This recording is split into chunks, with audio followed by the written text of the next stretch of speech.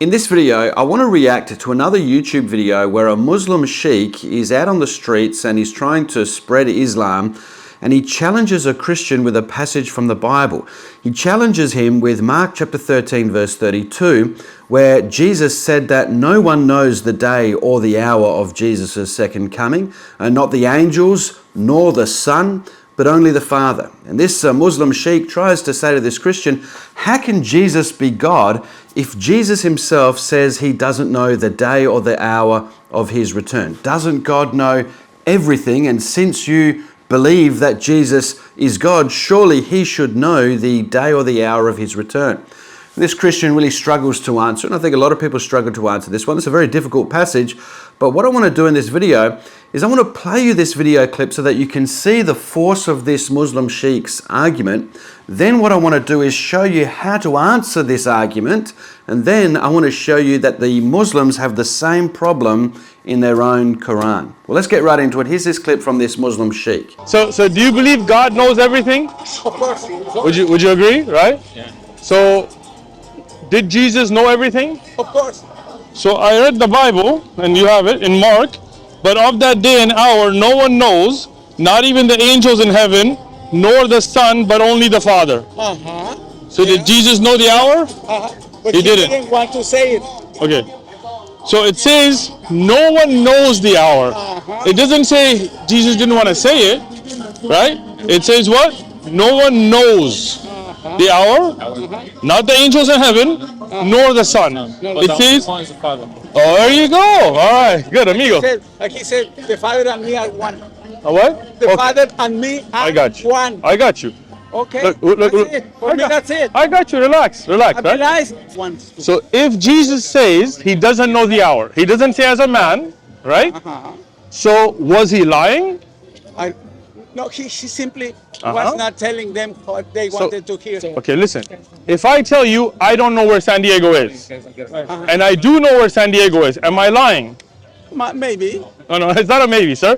Right? If I tell you I don't know where San Diego is, Yeah. but I'm from San Diego and I do know San Diego, Okay. then that's a lie, right? Yeah. Okay. So are you saying Jesus lied when he said he didn't know the hour? Yeah. He didn't want Jesus to lied. He didn't want to tell them the hour. So you're saying Jesus lied? Yeah. He didn't want to tell them the hour. He's free to do Wait. So he's saying Jesus lied. He's free. Do you to believe say- that? Yeah. But that doesn't. Jesus lied. Right? He's saying Jesus lied. Do you believe that? You don't. You don't believe Jesus lied, and you think Jesus lied. He didn't want to tell them. You tell me, bro. Come here, bring it. What's your name? Miguel. Okay. That So doesn't make would you agree God doesn't lie? You agree God doesn't lie? Yeah. Yeah, he don't lie. Okay, so God doesn't lie, right? But you're saying Jesus lied. He said he did whatever he wanted. He was God. But you said God doesn't lie. He did whatever he wanted. I'm not going to judge him. I'm not about judging, but you cannot say God doesn't lie and God lied. Show me. Show me. You said Jesus lied. And if you're saying Jesus lied and God doesn't lie, then you've already proven Jesus isn't God. He is God. But how can God lie? He's free to do whatever he wants. So God can lie. Yeah. But the Bible says God doesn't lie. He was talking to But the Bible says God can't lie. no problem. Don't believe in him. That's not. Look, That's your problem. It's not my Get problem. away from Jesus. Forget it. The Bible says That's what I'm doing. God does not lie. Okay? Has a lot of. God is not a man that he should lie. Well, I think we've seen enough of that video and we can kind of feel the force of this Muslim's argument. He's saying that if Jesus is God and God knows everything, then how come Jesus didn't know the day or the hour of his return? How do we answer this? Well, I think we need to take the words of Jesus as though he was speaking using a Hebrew idiom. Let me give you an example of this. If you go to 1 Corinthians chapter 2, verse 2, and this is the Apostle Paul writing to the Corinthians, and he uses similar language. Listen and see if you can understand the point I'm trying to make. It says this, "For I determined not to know anything among you except Jesus Christ and him crucified. Now, what is the Apostle Paul saying here? Is the Apostle Paul saying that, he didn't know about anything else other than Jesus and Jesus crucified? That he didn't know anything else about the Bible, didn't know anything else about God, didn't know anything else about, life in general? All he knew was Jesus and Jesus crucified.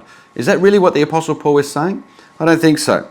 The Apostle Paul is using language that would have been familiar to these people in the day to say to them that he had decided not to speak to them about anything else other than Jesus and Jesus crucified. This is just a Hebrew idiom, a way of speaking to communicate to people the idea that that's all he wanted to speak about.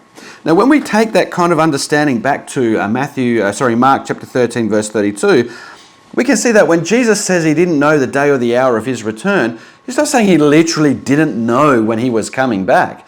It's saying very specifically that he decided not to tell them the day or the hour of his return. That's what Jesus is saying here. Now, when we look at the Quran, we can see something a little bit similar. And this, I'm going to read to you from what's called the Study Quran. This is an Islamic Quran. It's not a Christian Quran or anything like that. The commentary is done by Muslim scholars. And I want to read to you from Surah chapter 2, the cow or Al-Baqarah, ayah 143. And I want to just begin with the second verse. It says this, "And we," this is Allah speaking, "only appointed the Qibla that you had been following to know those who follow the messenger from those who turn back on their heels." Now, what this passage is clearly saying is that Allah did something in order to know something. That's what this passage is saying. And in the notes here, and these notes were written by Islamic scholars, it says this, "God saying, in order that we may know, seems to raise difficult theological questions concerning God's knowledge." Indeed it does. Now, some people will say, well, my translation says something different in this particular passage in the Quran, and do you speak the Arabic? But those arguments fail now because we all have access to ChatGPT. All of us can hop onto ChatGPT and ask it to give us a literal translation from the Arabic to English of this particular passage. And we can ask it to explain us the Arabic and the grammar and everything like that. And we can ask it to tell us everything we need to know about this particular passage to understand what it literally says. And literally in the Arabic, it says here, "in order that we may know." So Allah did something in order that he might know something. Now, if you take this literally, as you take the words of Jesus in Mark chapter 13, verse 32, then you would have to say that Allah doesn't know everything. He has to do things sometimes in order to know something, right? But I think what this is saying, I don't think this is saying that Allah didn't know before or anything like that.